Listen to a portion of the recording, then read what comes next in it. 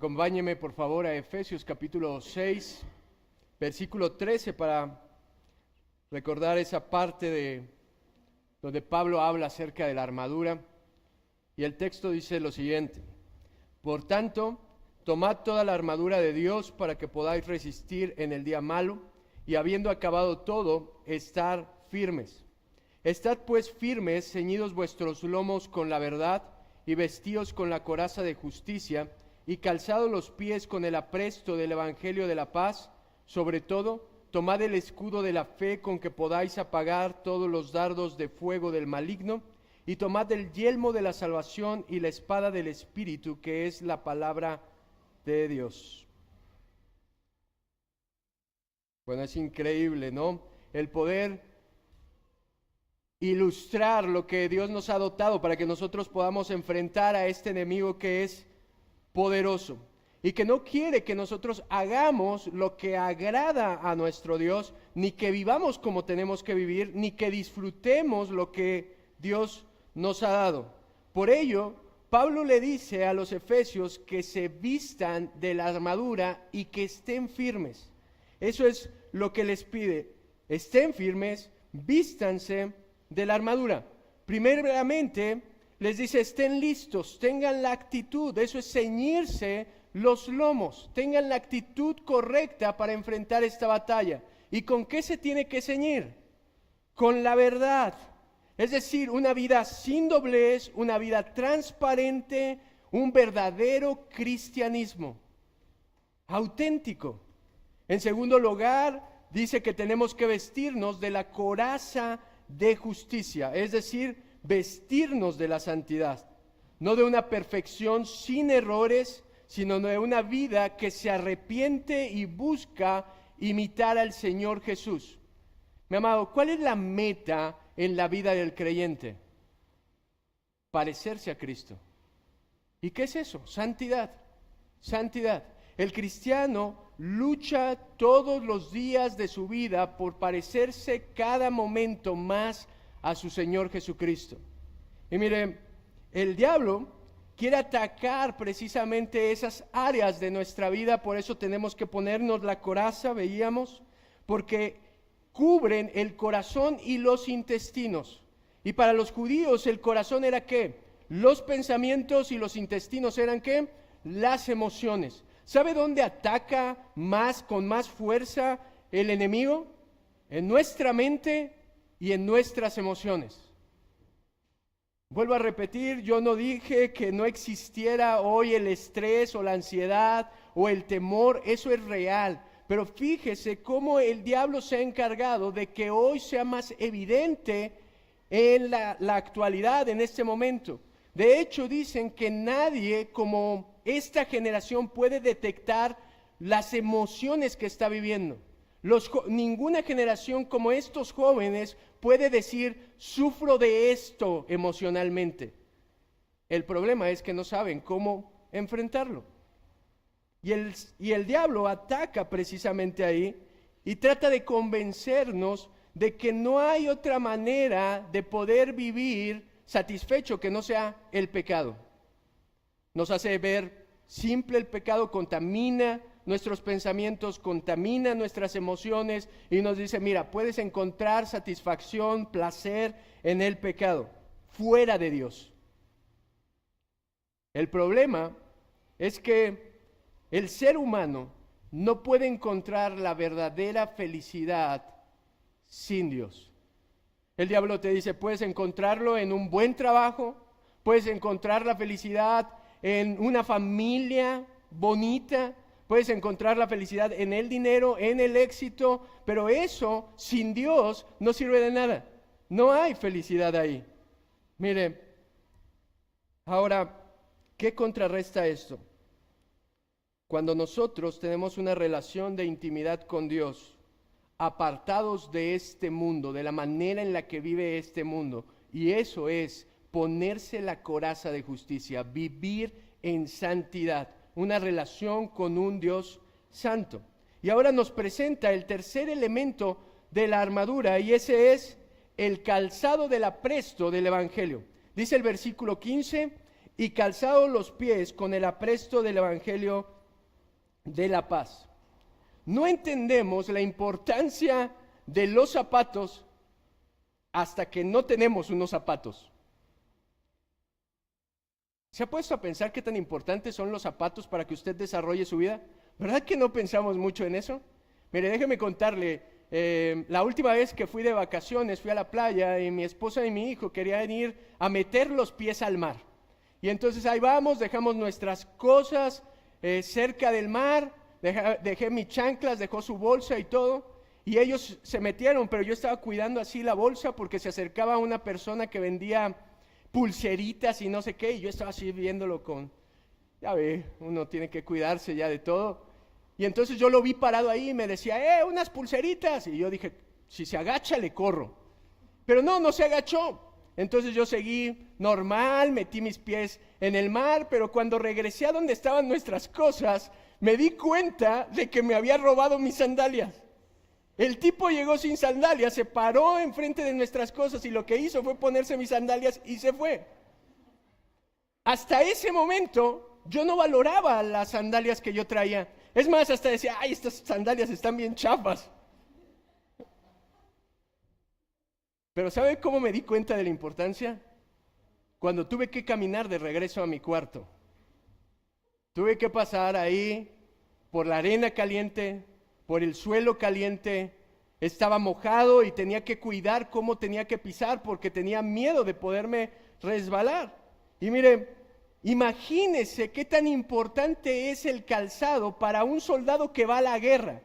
Si para mí que fui de vacaciones fue muy traumante que me robaran mis sandalias, imagínese para un soldado que va y enfrenta a otros enemigos y que pasa por terrenos muy hostiles.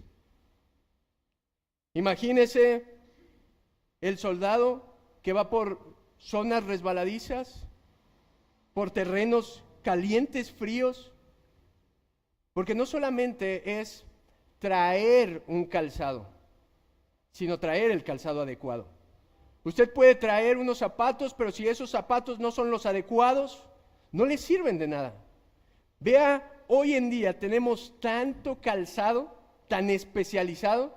Tenemos zapatos formales, zapatos casuales, tenis para deportes, para diferentes deportes. Tenemos tenis para correr, tenemos tenis para fútbol rápido, tenemos tenis para básquetbol, para béisbol, para tenis, totalmente especializados, porque cada uno cumple una función. Mire, yo buscaba una historia acerca de los zapatos deportivos y encontré que en el siglo XX el fútbol se jugaba con zapatos normales y los campos mojados hacían que los jugadores resbalaran constantemente.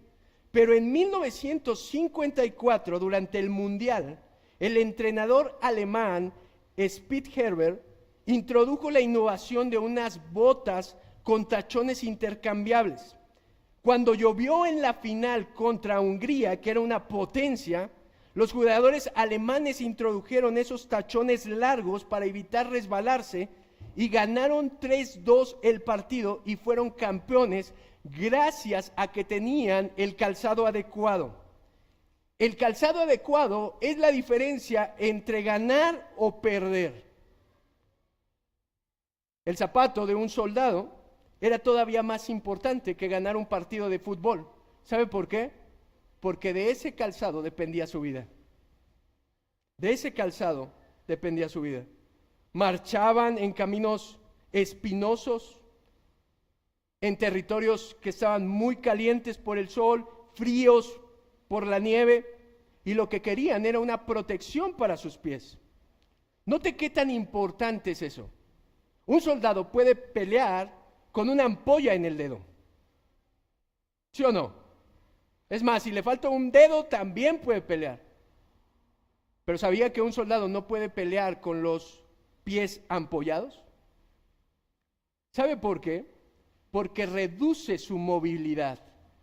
Ni siquiera puede mantenerse firme para resistir los embates del enemigo, porque los pies los tiene lastimados. Por lo tanto, tampoco se puede mover ágilmente y en caso de que fuera perdiendo, tampoco puede emprender la retirada. ¿Se da cuenta qué tan importante era? Los soldados romanos usaban unas sandalias llamadas caligas, que eran unas sandalias largas, como botas que se amarraban hasta acá arriba, que tenían unas puntillas, unas especies de tachones que lo que hacía era afirmar sus pasos, sobre todo cuando subían cuestas resbalosas. Y esto les permitía tener mayor estabilidad durante el combate. Vea qué tan importante a lo largo de la historia fueron estos zapatos. Una importante razón para el éxito de Julio César como general fue el hecho de que usaron zapatos militares que les permitían cubrir largas distancias en periodos cortos. Tal era el impacto de sus zapatos que, mire, los enemigos pensaban que tardarían 3 días en llegar a ellos y no se preparaban adecuadamente, pero el ejército de Julio César, al tener el equipo adecuado, los zapatos adecuados, podían subir más rápido las colinas, podían correr más rápido y llegaban y sorprendían al enemigo. El éxito estaba en el calzado. La misma historia de éxito es contada por Alejandro el Grande, donde sus zapatos militares jugaron un papel importante. El calzado es el factor para la victoria. Le da movilidad y le da firmeza. Mire, así también el creyente necesita el calzado adecuado. Si usted va a enfrentar la batalla, Pablo tiene en mente que usted tiene que vestirse del calzado espiritual adecuado para mantenerse firme en un terreno resbaladizo que es el mundo. Mi amado, usted puede traer ceñidos los lomos con la verdad, puede traer la coraza de justicia, pero si no trae calzado adecuado en sus pies, está a punto de tropezarse, caer y sufrir una derrota. No basta con ponerse una parte de la armadura, tiene que traer la armadura completa. Y él dice que este calzado es el apresto del Evangelio. Esa palabra apresto tiene el significado de alistamiento o preparación o prontitud. Es una disposición pronta. Esta palabra se usa pocas veces, pero mire, hay otra vez que se utiliza en Tito capítulo 3, versículo 1, y esto es lo que dice: que estén dispuestos para toda buena obra. El apresto es la disposición pronta al Evangelio. Un zapato adecuado es lo que permite al soldado estar listo, estar dispuesto a poder entrar en la batalla, a poder marchar. Y Cristo, mi estimado, exige una disposición pronta. Esto es un sentido de urgencia. El Evangelio es urgente. El Evangelio no es algo que usted puede dejar para otro día. Si hay alguien que todavía no ha entregado su vida a Cristo, mi estimado, yo me pongo a pensar muchas veces, cuando estoy aquí predicando, ¿cuántas de las personas, no si yo salgo y muero en el camino, sino cuántas de las personas que están aquí es la última vez que van a escuchar el Evangelio de Jesucristo?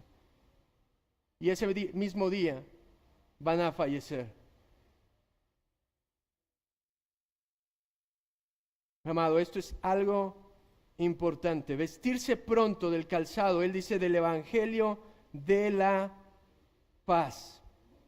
Y Pablo está citando un fragmento de Isaías capítulo 52, versículo 7, donde dice: cuán hermosos son sobre los montes los pies del que trae alegres nuevas, del que anuncia la paz, del que trae nuevas del bien, del que publica salvación, del que dice a Sión, tu Dios reina. En otro fragmento del Nuevo Testamento dice: hermosos son los pies de los que anuncian la paz. Ahora, algunos comentaristas interpretan que el ponerse el calzado del Evangelio está relacionado con ir y predicar el Evangelio. Ir y predicar el Evangelio. Sin embargo, fíjese, el texto en Efesios no está hablando de hablar o enseñar. ¿Se fija?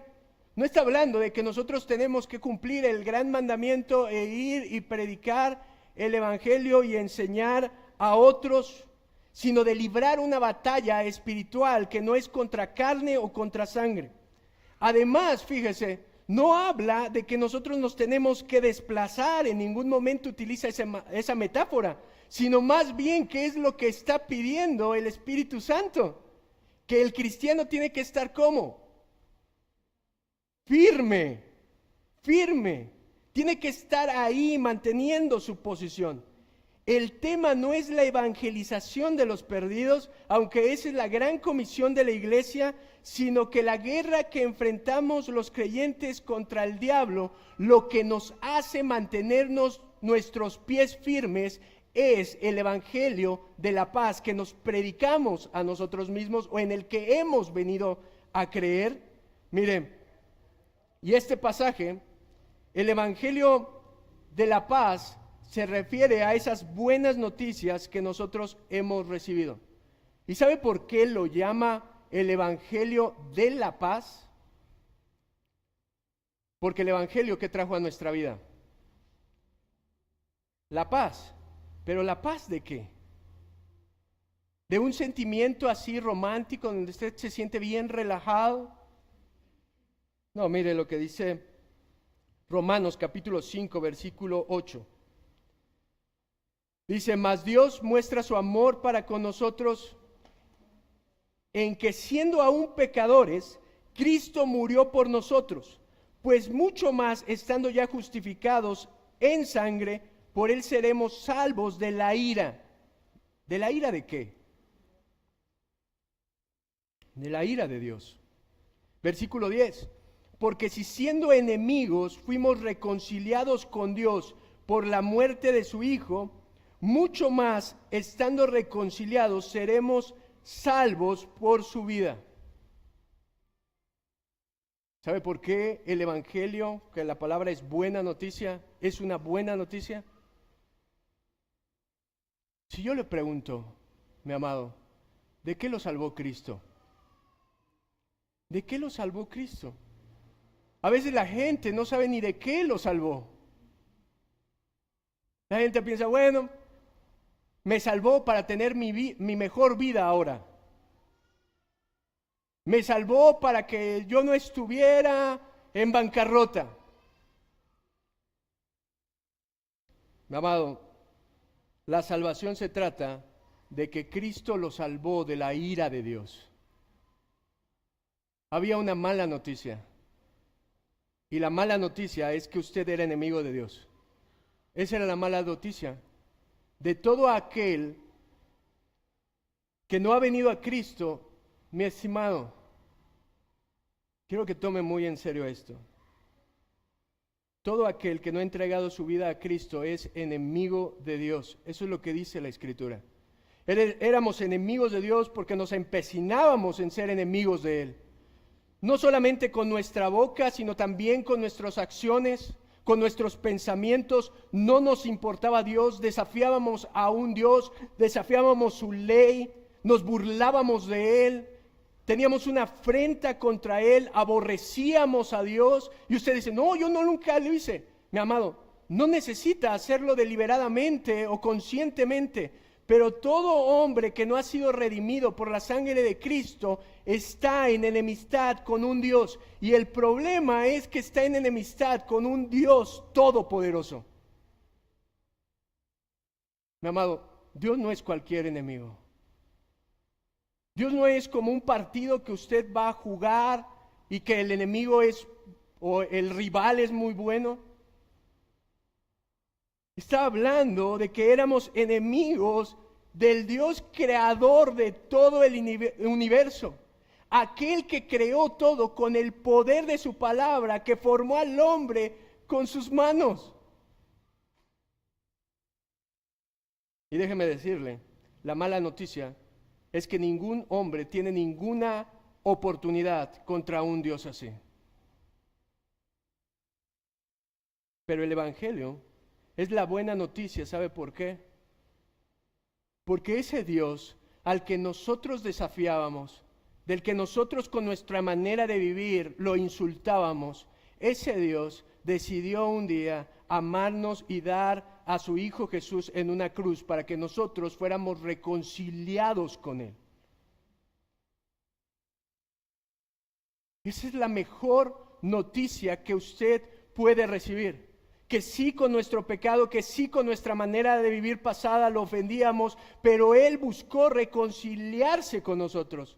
Mi amado, usted no buscó a Dios, Dios lo buscó a usted. Usted no hizo nada por Dios, Dios hizo todo por usted. Eso es el Evangelio. Y la gente tiene miedo de predicar acerca de la ira de Dios, de la justicia de Dios, pero ¿cómo va a poder entender el gran amor de Dios si no entiende su justicia y su santidad y su ira? Nosotros éramos objetos de la ira de un Dios santo, temible, pero grande en misericordia, que un día tuvo compasión de nosotros mientras nosotros no lo buscábamos, y nos sacó del hoyo nuestra vida y nos hizo conocer el Evangelio y restauró una relación que nosotros no podíamos restaurar por medio de las obras de la religión humana, pero sí por la sangre de Cristo. Y ahora nosotros podemos llamarle Padre, ahora nosotros no nos presentamos con miedo delante de Él, sino podemos venir y presentar nuestras peticiones y nuestras debilidades y confesar nuestros pecados. Por eso es el Evangelio de la paz. Mi amado, cuando la Biblia dice que esta paz que sobrepasa todo entendimiento, mi amado, ¿qué más puede sentir? ¿Qué paz más grande puede sentir? Si ahora por medio de Cristo usted está en paz, usted ya no tiene una guerra contra un Dios temible, poderoso y santo. El mayor problema del hombre no redimido no es que le vaya mal en la vida, no es que pierda las cosas materiales. El problema más grande del incrédulo es Dios. Porque aunque ahorita no lo vea, aunque ahorita se pueda salir con la suya, un día va a estar delante de ese Dios y va a recibir el castigo que se merece. Pero aquellos, fíjese, que sabemos que ya no hay castigo en Cristo Jesús para nosotros, ¿eso no le da una paz tremenda? ¿Eso no le hace estar firme en este mundo, viviendo esta vida, enfrentando sus problemas? Mire, William Hendrickson dice: la convicción de que hemos sido reconciliados con Dios mediante la sangre de Cristo concede el valor y celo para pelear la buena batalla. Si el Evangelio que se recibe mediante la fe no le ha brindado esta paz, ¿cómo podría estar preparado para librar esta batalla? Lo que él está diciendo es esto. ¿Sabe qué es lo que nos da el valor, el coraje para pelear contra nuestro enemigo que es poderoso? Saber que estábamos en enemistad con un enemigo más poderoso, que estamos contra el Todopoderoso, y hoy ya no estamos contra Él, sino estamos con Él. Eso es lo que nos da valor. Mi amado, el Evangelio nos dice que nosotros ya no estamos del lado equivocado, del lado perdedor, sino que ahora nosotros estamos del lado correcto, del lado vencedor. Y eso, mi estimado, es lo que hace al creyente pararse firme, estar firme y poder resistir los embates del enemigo. Por lo tanto, vea, qué tan importante es que usted se vista de este calzado que es el Evangelio. Porque el Evangelio nos mantiene firmes, confiados en el amor de Dios por nosotros. ¿Qué tendría que temer en esta vida? Si tiene a Cristo, ¿a qué le da miedo enfrentarse? ¿A la muerte? Usted le pertenece a aquel que venció la muerte. Mi amado, ¿nos da miedo perder el trabajo, perder la economía? si aquel es el que sustenta todas las cosas? Y mire, cualquier dificultad que nosotros enfrentemos, por más difícil que sea, cuando usted sabe que Dios está peleando de su lado, usted puede estar confiado. Usted puede estar confiado. Lo único que lo va a hacer estar confiado en esta vida no son sus capacidades, no son sus fuerzas, es estar confiado en el amor de Dios. Mire, cuando el pueblo de Israel enfrentó a un ejército madianita enorme que lo superaba por número, el Señor le dijo a Gedeón esto: el pueblo que está contigo es mucho para que yo entregue a los madianitas en su mano. No sea que alabe Israel contra mí diciendo, mi mano me ha salvado. Dios le dice, mira, te superan por una gran cantidad, pero todavía son muchos. ¿Cómo que son muchos? Imagínese que usted fuera un soldado que va a ir a pelear contra un ejército que lo supera en mucha cantidad. Y que Dios le dice, todavía son muchas tus fuerzas. Se deshacen de soldados, ¿y sabe cuántos quedan? ¿Con cuántos va a pelear Gedeón? Con 300. 300 hombres. Y el Señor les da una victoria asombrosa sin tener que usar ningún instrumento bélico. Mi amado, ¿lo ve? Cuando Dios está peleando de su lado, ¿qué tiene usted que temer? Usted podrá no tener mucha capacidad, muchos recursos, pero ¿sabe qué? No importa, porque no se trata ni de sus recursos, ni de su fuerza, ni de su capacidad. Se trata de aquel que es el Todopoderoso. ¿Se acuerda cómo fue y peleó David contra Goliat? No fue en su nombre, ¿verdad? No dijo, yo soy muy capaz. Dijo, tú has desafiado al Dios de los escuadrones de Israel. Porque eso es, mire, cuando Judá estaba a punto de ser invadido por Amón y Moab, Dios prometió al rey Josafat lo siguiente. Está en Segunda de Crónicas, capítulo 20, versículo 15. Vea cómo es Dios.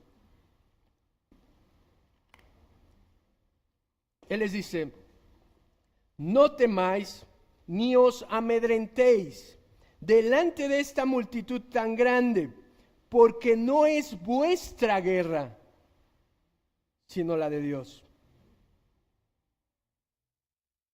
Mi amado, cuando usted tiene puestos los calzados del Evangelio, que usted está enfrentando en santidad la vida, no estoy hablando porque la gente dice, Dios pelea por mí y quiere hacer cosas incorrectas, ilegales. Dios no va a pelear por usted por algo así. Pero cuando usted está enfrentando los embates del enemigo en esta vida por causa de Cristo, tenga la seguridad máxima de que Dios pelea por usted. No es su guerra, es la guerra de Dios. Y entonces usted se puede mantener firme en esa convicción. ¿Lo ve? El Evangelio es un ancla segura. ¿Sabe qué hacen los barcos cuando están en medio de un naufragio? ¿Qué es lo que hace un barco cuando la tormenta arrecia? Simplemente agarran y sueltan el ancla. Sueltan el ancla. El Evangelio es esa ancla que nos mantiene firmes en nuestra posición. Cada que el enemigo viene a atacarnos, nuestros pies están arraigados con firmeza en el terreno sólido de la verdad del Evangelio.